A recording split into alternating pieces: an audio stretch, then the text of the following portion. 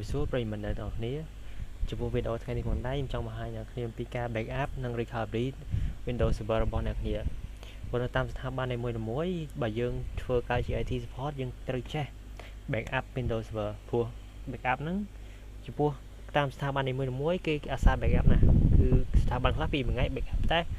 វាច្រើនអាចដល់មួយថ្ងៃគេ backup ម្ដងមូលហេតុអីបើយើងត្រូវ backup ដើម្បីការពារព្រោះពេលជួនកាល Windows យើងនឹងវាមានបញ្ហា Windows Server យើងមានបញ្ហា hardware ឬក៏គេ attack មកទៅធ្វើឲ្យបាត់ហ្នឹងយើងអាច recovery យកមកវិញបាន That's why យើងត្រូវចេះ backup ហើយនឹង recovery ហើយចំពោះ backup ក្នុងវីដេអូផងនេះដែរខ្ញុំធ្វើការ backup បង្ហាញអ្នកគ្នាអំពីការ backup ទៅលើ local ដែល add ទៅលើ hard disk មួយទៀតខ្ញុំអត់បង្ហាញអ្នកគ្នាអំពី backup នៅលើ resource ដែល backup ទៅវាកាត់ជា folder ដែល share នៅលើ network ទេព្រោះអីបើយើង backup ទៅលើ network វាអ្នកគ្នាគាត់ថាវាអាច store ទៅវាស្រួលតែបើគិតពីចំណុចនេះវិញនៅពេលដែលគេ attack យើងឬក៏ server យើង down how do we get it តែយើង down យើងចូល server យើងទៅយក resource វិញគាត់បានដែរអញ្ចឹងបែបនេះហើយយើងត្រូវចេះ backup នៅលើ local អញ្ចឹងពេលមានបញ្ហាអីគេ attack អីយើងអាច recovery មកវិញបានហើយនៅពេលដែលមានបញ្ហា hardware failure ក៏យើងអាចយកមកវិញបានដែរដោយសារយើង backup នៅលើ hard disk មួយទៀត so without further ado let's get into it ចំពោះក្នុងវីដេអូផងនេះខ្ញុំមាន image 4អញ្ចឹងគោលដៅក្នុងវីដេអូហ្នឹងនៅពេលដែលយើង backup ហើយយើងលុប image 4ហ្នឹងចោលហើយយើង recovery ត្រូវឃើញ image ហ្នឹង4ហ្នឹងមកវិញហើយមុននឹងធ្វើបានហ្នឹងយើងត្រូវមាន feature មួយនៅក្នុង Windows Server Manager របស់យើងត្រូវ add វាមកអូខេកំពុងចាំបន្តិច row ចូលទៅកាន់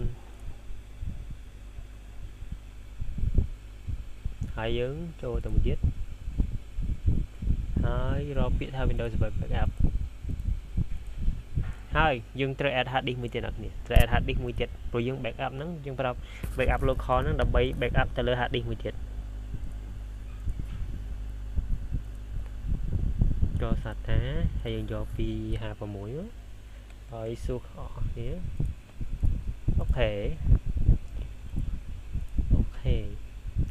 ហើយhard disk ហ្នឹងមកខ្ញុំគាត់ថាអ្នកគ្នាចេះហើយយើងមិនបាច់ប្រាប់ទេអាហ្នឹង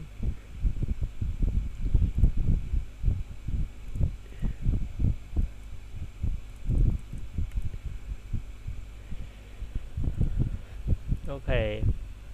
ឡូវយើងចូលពេលហើយយើងចូលទៅកាន់ឥឡូវខ្ញុំសូម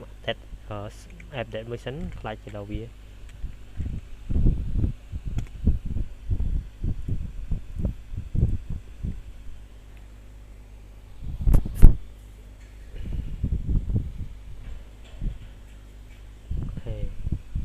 ចូលទៅកាន់ tool ហើយជ្រើសរើសពាក្យ Windows Server Backup ហើយអ្នកនេះចាំវា play ទៅវាពង loading ហើយចំពោះ backup នេះវាចែកជាពីរជាង backup ជា schedule ឬថាយើងកំណត់ម៉ោងវាថាយើងកំណត់ដល់ម៉ោង 9 អញ្ចឹងមិនវា backup អញ្ចឹងពេលដល់ម៉ោង 9 វា backup ឬក៏នេះ backup 1មានថាយើង backup ភ្លាមៗមក so ឥឡូវខ្ញុំគាត់នឹងធ្វើ backup schedule ហើយឧទាហរណ៍ខ្ញុំ schedule ហ្នឹងកំណត់ម៉ោង 10 តែខ្ញុំតាមដល់ម៉ោងអត់ដល់ខ្ញុំ backup 1ហ្នឹងខ្ញុំមក backup 1មួយទៀតដើម្បី force ឲ្យវា backup ភ្លាមៗមក so ឥឡូវចូលកាន់នេះហើយយើង modify backup ហើយយើងនេះ backup យើងនេះទំហំដែលលើ Windows យើងសតអស់ហ្នឹងដែល backup ហ្នឹង 510G ហើយកំណត់ម៉ោងយើងយកម៉ោង 10 ចុះម៉ោង 9 កន្លះចុះយកម៉េចយកម៉ោង 9 កន្លះចុះហើយអានេះមានថាយើងអាច backup ម្ដងយើងអានេះបើយើងធ្វើ backup មួយថ្ងៃ backup តែម្ដងយើងអាចយក option នៅលើតែបើយើងចង់ backup មួយថ្ងៃច្រើនដងយើងគួរប្រើ option ក្រោម more than once a day ហើយនេះខ្ពស់ក្នុងនេះខ្ញុំ recommend អ្នកគ្នាយកលើព្រោះអានេះយើង backup លើ local ទៅលើ hard disk មួយទៀតហើយនេះក៏ backup លើ local ដែរតែទៅលើ drive layer លើ volume មួយទៀតមានថា drive មួយទៀតថតអ្នកគ្នា hard disk មួយទៀតអ្នកគ្នាអាចបង្កើត drive បាន 2 ឬ 3 បានបង្កើតបានច្រើនអញ្ចឹងទៅតែវាមានហានិភ័យត្រង់អី backup to volume ហ្នឹងនៅពេលដែល hard disk ដល់របស់ Windows Server យើងវាមាន failure ឬក៏វាបញ្ហាខូចអាហ្នឹងក៏វាខូចដែរវាខូចមួយ hard disk ខូចមួយខូចទាំងអស់ហើយវាមានខូច drive មួយអញ្ចឹងទេហើយអាពួកនេះ backup to a share folder a network folder មានថានេះ backup ទៅកាន់ network អញ្ចឹង backup ទៅកាន់ network ហ្នឹងវាល្អមែនតែផលវិបាកនោះគឺនៅពេលដែល server យើង down យើងចូល server អត់កើតទេអញ្ចឹងយើងយក backup មកមិនកើតគឺអត់កើតទេអញ្ចឹងហើយ option ដែលល្អបំផុតនេះដែលគេ recommend ហ្នឹងគឺ backup ទី1 backup ទៅលើ hard disk គេហៅ backup local អូខេ keep current backup destination យើងយកហ្នឹងមកយើងយកតែ current ទេ Okay finish close នៅពេលដែលយើងហើយតោះមកយើងចូល backup 1ដើម្បី force វា backup ភ្លាមមកហើយនេះបើយើងអត់តន់នេះបើមូលហេតុបើនេះចង់ឲ្យយើង backup ភ្លាមដែរតែបើយើងអត់បានកំណត់ schedule វាបាទនេះបើយើងកំណត់ schedule តែយើងចង់ backup មុនមក so backup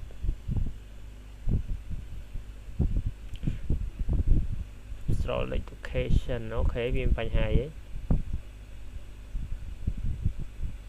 backup store location វារក backup អត់ឃើញអូខេខ្ញុំសុំមើលតិចវាអាចជាប់បញ្ហា error នេះអាចចាស់ខ្ញុំវា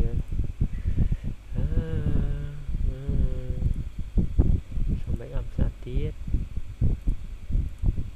recovery អូខេចាប់ដល់មានបញ្ហាហើយយើងលេងសុំធ្វើការអាត់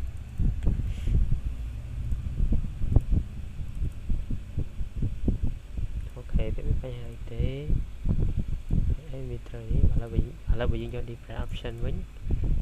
recovery យើង backup ភ្លាមហ្មងនេះអានេះមានថាយើង backup គិតជា schedule មានថានេះ modify backup នឹង make change backup item storage ឥឡូវមិនต้องតែតាមសារទៀតថាវាមកពីហ្នឹងឬក៏មិន so យើងមុន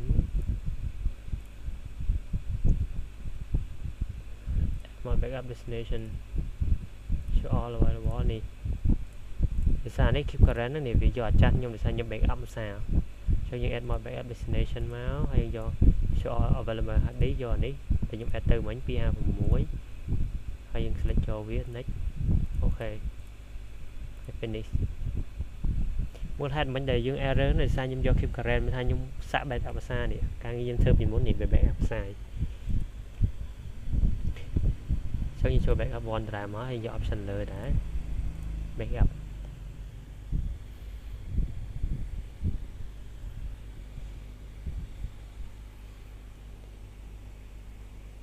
ចឹងខ្ញុំ recommend ណាអ្នកគ្នាកុំ backup នៅលើ server អីប្រយ័ត្នដូចអា meme គេមើលអ្នកគ្នាឆ្លប់ប្រកាសជាអ្នកគ្នាឆ្លប់ឃើញ meme នឹងអា meme ថា server is down where ហើយគេសួរថា where is backup on the server នេះច្បាស់តែនេះប្រកាសជាឃើញ meme ហ្នឹងឯងឥឡូវយើងចាំ backup progress មកនេះ backup ខ្ញុំប្រហែលជា 5-10G អញ្ចឹង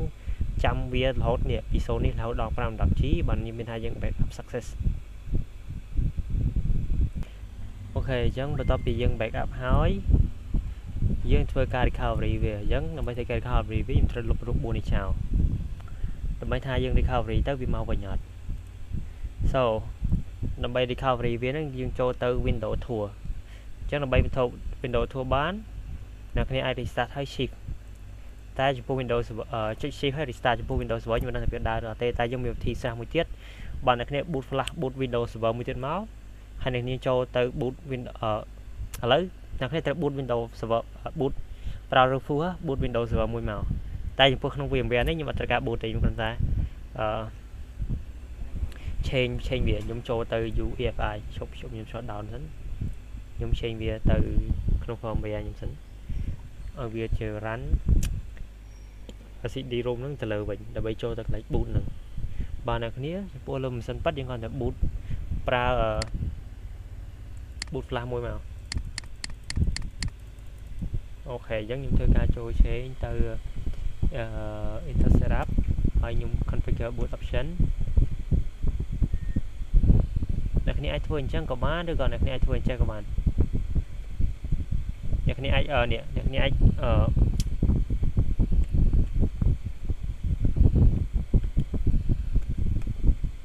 អ្នកគ្នាអាច move វានេះ move CD ROM ហ្នឹងអានេះបើនឹងធ្វើលើ VMware ទៅលើម៉ាស៊ីនប៉ាត់អត់មានការចូលអញ្ចឹងទៅពេលអ្នកគ្នា boot ហើយអ្នកគ្នាអាច move អានេះទៅលើក៏បាន move អានឹងទៅលើអញ្ចឹងក៏បានឬក៏អ្នកគ្នាអាចឈប់ឬអ្នកគ្នាអាចជ្រើសរើសយកចេះមកចុចលើវាចូលមកហើយ press any key ទៅ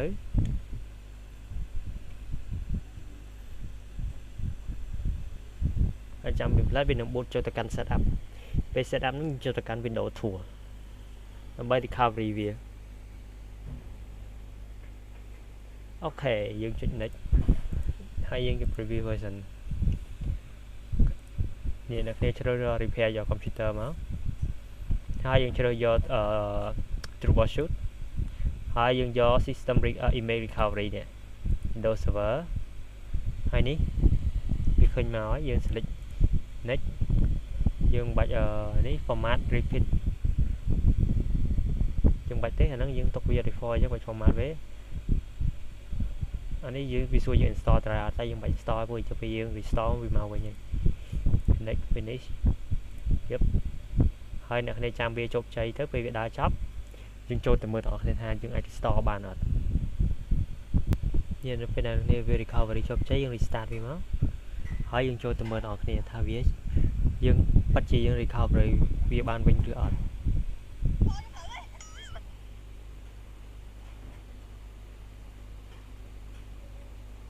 ទៅឥ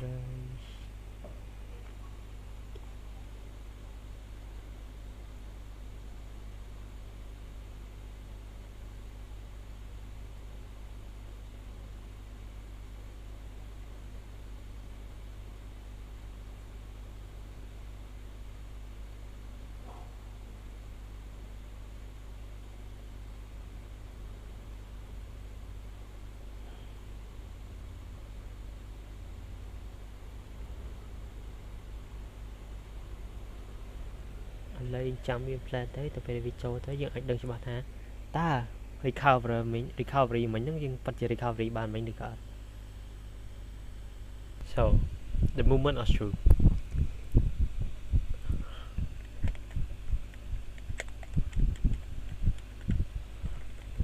save password ខុសទៀត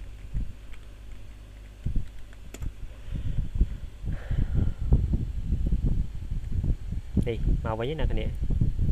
បានឃើញតែខ្ញុំលុបវាចោលឥឡូវវាមកវិញហើយ so ចំពោះវីដេអូថ្ងៃហ្នឹងមានតែប៉ុណ្្នឹងចង់ឲ្យអ្នកគ្នាអំពីការ backup ហើយនៃ recovery នៅលើ local ទៅលើ hard disk មួយទៀតព្រោះអីព្រោះវាល្អណាស់អ្នកគ្នាធ្វើ recovery លើ hard disk មួយទៀត local ទៅវាចំណេញវាជួយបានច្រើនយើងជីវ backup ទុកលើ drive ជាមួយអ្នកគ្នាបើ drive ហ្នឹងវា failure ឬក៏មានបញ្ហាគឺខ្ទេចហាលាយចោលបើ backup ទៅលើ network បើអ្នកគ្នា backup លើ network តើអ្នកគ្នា share ទៅកាន់ network ផ្សេងបើ share ទៅកាន់ network យើងតែ server វា down គឺចប់តែម្ដងអញ្ចឹង backup local គឺជាជម្រើសដ៏ល្អ